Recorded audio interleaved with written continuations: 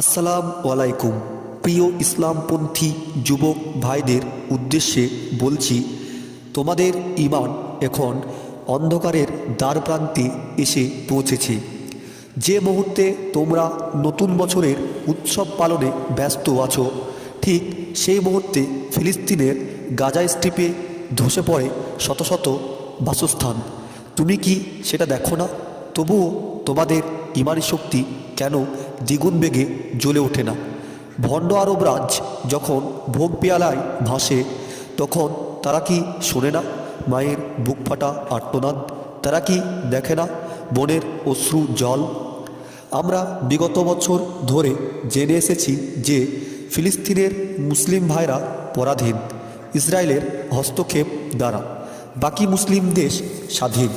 কিন্তু এখন বুঝতে পারছি ফিলিস্তিনি ভাইরা স্বাধীন, বাকি সব মুসলিম দেশ পরাধীন। ইসলামকে দমিয়ে রাখতে বিশ্বের পরাশক্তি একত্র হয়ে ষড়যন্ত্র করছে। হে যুবক বীর, তুমি কি তকবীরের ধ্বনি দিয়ে অস্ত্র ঝুলিয়ে ময়দানে নামতে ভয় পাচ্ছ?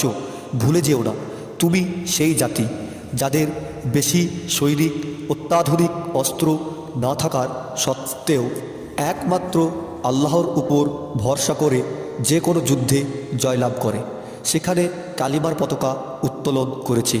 হে যুবক বীর, তুমি ভুলে যেও না, তুমি সেই নবীর উম্মত যে নবী যুদ্ধক্ষেত্রে নিজেই নেতৃত্ব দিয়েছেন।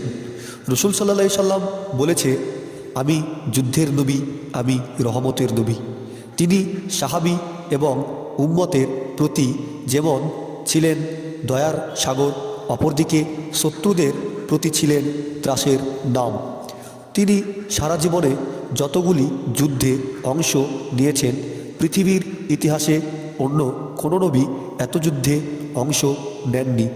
মদিনায় রাষ্ট্র প্রতিষ্ঠানের পর জীবনের শেষ 10 বছর 78টি যুদ্ধ পরিচালনা করেছেন। শুধুমাত্র এই একটি পরিসংখ্যান থেকে বোঝা যায় যে নবী সাল্লাল্লাহু সাল্লাম ছিলেন একজন কত বড় মাপের যোদ্ধা। তাহলে তোমার বিবেককে প্রশ্ন করো, কেন হয় জাগছো না বীর, দুর্বার গতিতে চলছো ধীরে? আল্লাহ তাআলা আমাদেরকে রসুল পাক সাল্লাল্লাহু সাল্লাম এবং তার সাহাবীদের মতোই শক্তিশালী, দুর্ধর্ষ, অপরাজয়ী যোদ্ধা জাতি হিসেবে গড়ে ওঠার তৌফিক দান করুন। আমি